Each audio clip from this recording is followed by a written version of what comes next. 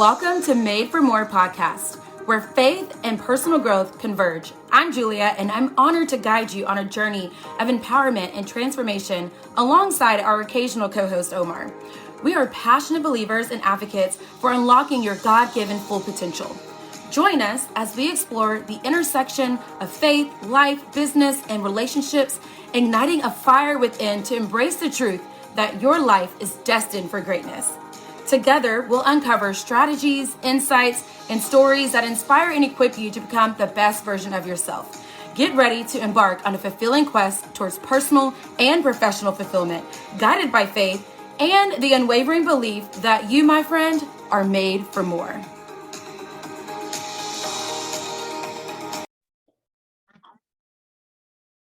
Hey, you guys, welcome back to another episode, and it has been just a little bit of time. Life has been crazy. It is closing out an end of the year for me.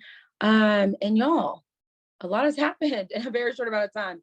And it's weird, like how so much can happen in your life. If you are uncertain of a season you're in, if you're feeling stuck, if you're feeling defeated, if you're feeling like, when is my time going to be my time? When is this season going to be over? If you're feeling defeated, if you're feeling like you've just been in a stuck, stalled moment, it can literally change so quickly for you. It could change overnight. It could change in a month. It could change in weeks. It could change in days. And I just have to say, like, now looking at it, like, I knew that all year, honestly, I've known that I kind of was wanting it to be my last year as an assistant principal, and that I would be wanting to seek other opportunities, whether that be in leadership or instruction. But I knew my season was coming to an end as an assistant principal because I know that I could do some of my gifts and strengths in that role, but I knew it wasn't serving me the best. Like, I knew I wasn't waking up every day like excited and like, oh my gosh, yes, I'm ready to do some discipline. Yes, I'm like ready to conquer the world with some attendance and some custodian stuff and like answer the fires on the radio. Like being an assistant principal was never like one of my dreams. Like, never. I really said I would do it for like 2 years and that'd be it. And here I was doubling that, year 4, about to do year 5. And I was like, oh my goodness, like, I don't know if I can do this. And there are people out there that are like, I will do this job for 20 years plus. And like, kudos to those people. You were meant for that, right? There's people that are meant to be doctors, meant to be lawyers, meant to be assistant principals, meant to be teachers, meant to be pre-K teachers, meant to be senior, high school teachers, and all that in between, right? So, but I just needed to figure out, like, what am I going to do though? Like, am I going to do the principal route? Like, do I want to do that? I knew how to get out of more of the discipline, but I know that still that sometimes can fall in your lap when your AP is busy or gone or in a meeting or in trainings.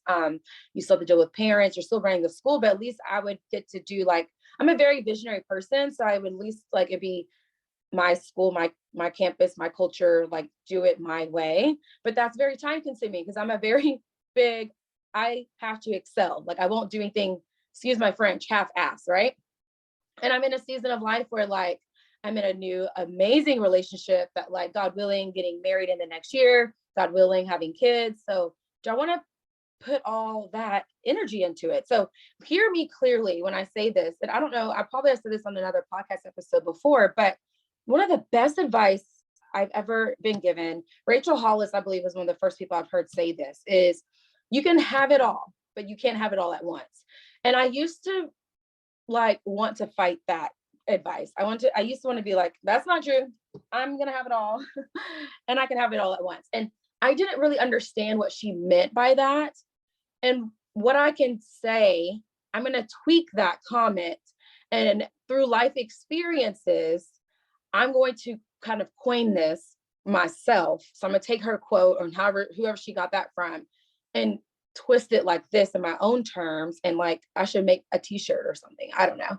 And it's going to be this way. You can't birth it all at once. Like, you can't birth a new, healthy, thriving, Christ-centered relationship on top of like literally physically like birthing a child, on top of like birthing a building and being a new principal all at once. So like you can't birth and create like a new book and like birth and like have a new podcast that you're trying to do and birth and be a great mom. Like you can't birth and create and have new stages of everything all at once. Right. So you can have it all, but you can't have it all at once. So if you got to go full throttle, like full all in, focused a business all at once and get to what you need to get to and get that just like sustain and then go and crush it somewhere else and then crush this. So like you can have it all. You just have to do like, what's that main thing going to be? And then get that there and then go to the next thing or have like two main things you're focusing on. So with that being said, I know how I am. And I know that like, I want to do my best with that. So I also was like, no, I want to be able to make an impact and do stuff instruction. So either has to be like central positions where I'm supporting campuses, right?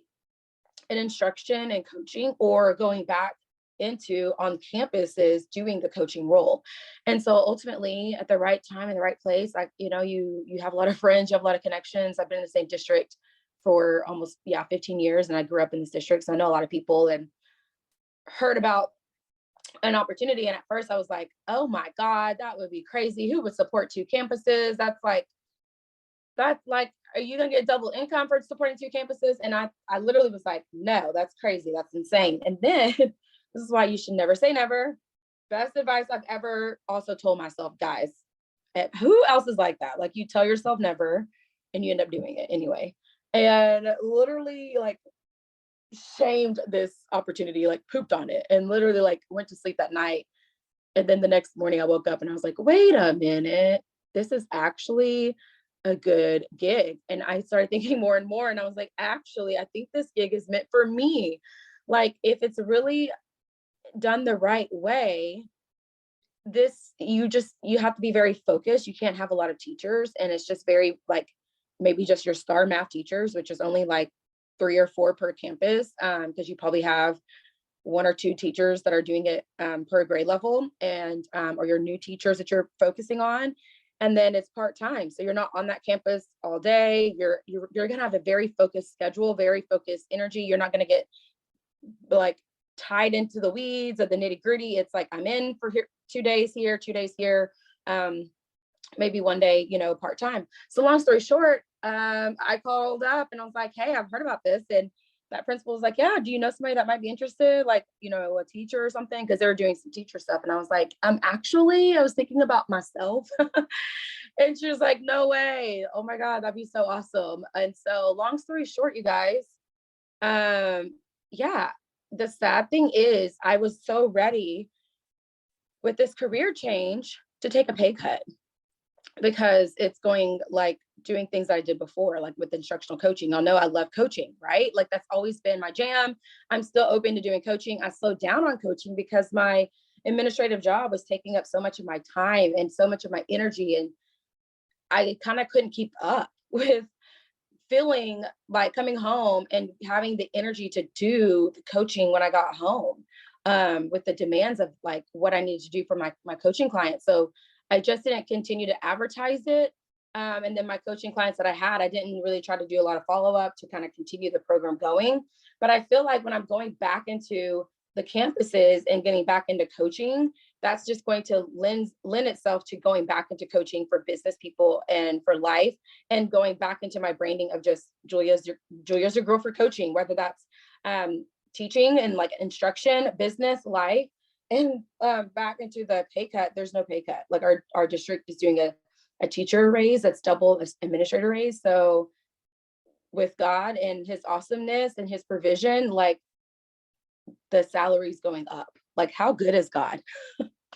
How good is he that with like the like is funding and like tutoring, and I mean like people in my district know like how that works, but like it's sad that assistant principals don't get paid as much as they should, honestly. So I didn't do this for the money. I really did it for alignment of who I am and what I feel like my strengths are. But it just worked out that it's a blessing in that regard. And on top of like more time off, June and July instead of going back July 5th after the holidays. So I'm saying all this to say, I wanted to give y'all a career update in my life because so many of you guys like to know that piece of my life. But I want to inspire you and share this testimony with you because I know there are people out there that are like, I feel stuck in my job. What do I do? First of all, you pray about it and you continuously pray about it. The Bible literally says to keep praying, like pray until you get the answer from God, until you feel like, unless the sign is like, no, like I literally last year got closed doors and I was like, okay, God, like I hear you. Like I was getting closed doors from opportunities. And that was when I literally felt like I heard God tell me, Julia, you have not done enough at your campus yet for me to move you forward. Go and do good things and make your impact. You know, your motto is you will leave a place better than how you found it. You have not done enough there yet. You just got there. You haven't learned enough things about the campus. You haven't met enough kids. You haven't built enough relationships with teachers and staff.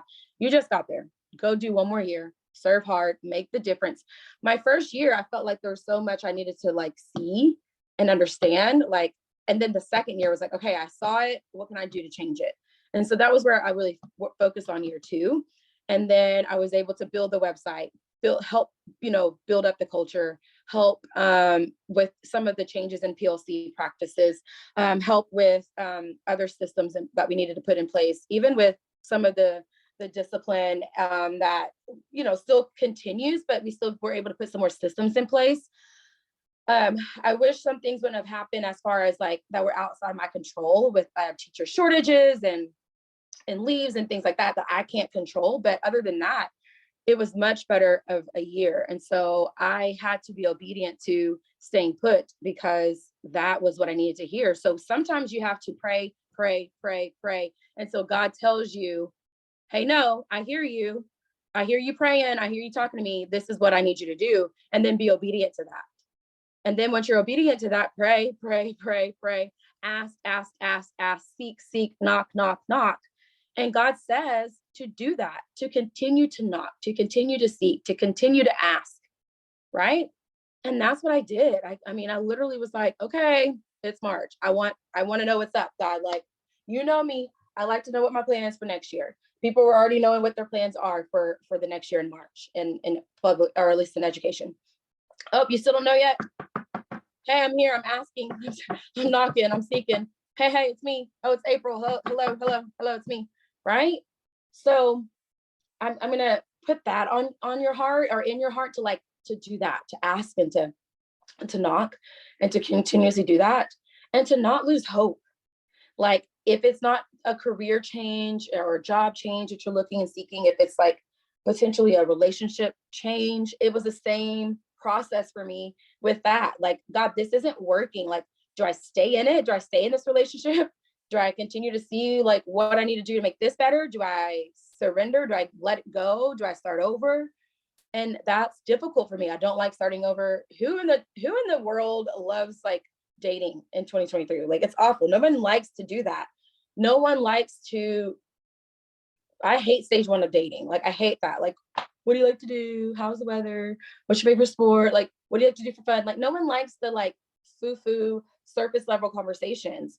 But again, you have to go through the process, and you also have to go through the process of like asking God and continuously asking and seeking and knocking, and to keep going. But also, I think this is so important. My next tip with this would help me with this relationship change, career change, and things that I've been praying for years is to have gratitude with what you have.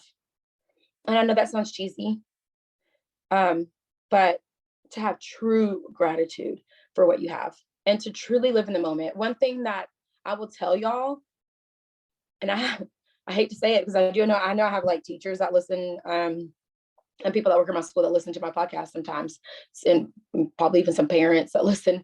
But sorry, I have a phone call. I thought my thing was, I thought it was whatever I'm trying to say. I thought it was on my, like, I can't receive phone calls. I have people that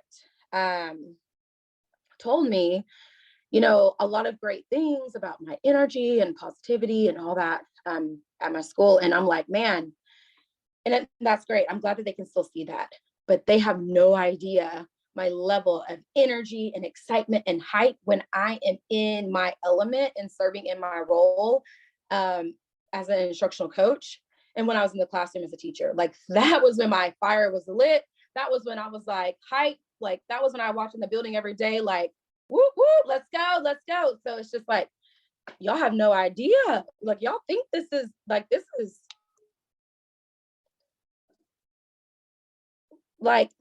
level, sorry, I'm still getting the call. Like this is level, um, 7. But I'm like on a normal day in my element, in my passion, in my gifts where I feel like I'm doing well and in my purpose, like I'm a level 9. And so I say all that to say, like, I wanted to, even though I wasn't like in the spot, like where I wanted to be, I knew that I needed to be okay with where I was at and be in a state of gratitude for where I was and to serve well. So that goes back to where, like, okay, God, I hear you. It's not my time yet. So if you're like, oh, don't be miserable where you are. Enjoy where you are. Find joy where you are. Find joy in the journey and do well and have gratitude and truly be grateful, because it could always be worse. No matter what. No matter what. Your season can always be worse. Your job can always be worse. Your situation can always be worse. So find good in it. Find joy in it. And even on the sucky days, try to find something good. Find like a lesson that you can learn, and that will help you get ready and get into position for the next thing. Okay. Because sometimes like God's not going to bless the mess. Like he's going to be able to bless like when people are actually feeling like good and doing well and stewarding well with what they have. And so that is my like hope for you, is that you don't lose hope, that you keep going, that you keep asking, you keep knocking, you keep praying, but you also continue to have gratitude and joy in the journey. I love you guys. One thing that I literally forgot to share that I wanted to do in the very beginning of this episode is to shout out to Malaysia, because we are trending in Malaysia, top charts. Literally, I got an email that said we are top charts all the way up to number 33 in the world, and all the podcasts in the world, number 3 in marketing in Malaysia. So if you're tuning in and listening to Malaysia, thank you for downloading the podcast episodes. Please do me a favor. Make sure you're not just listening to the podcast, that your podcast episodes are actually downloading. So you should see like a little arrow or whatever, wherever platform you're using. Just make sure it's actually downloading, because those downloads count for podcasts, and that helps with more visibility, more popularity, more climbing the ranks, and all the things for Julia Keeps It Real podcast. I love you guys. Have a good rest of y'all's day. Bye.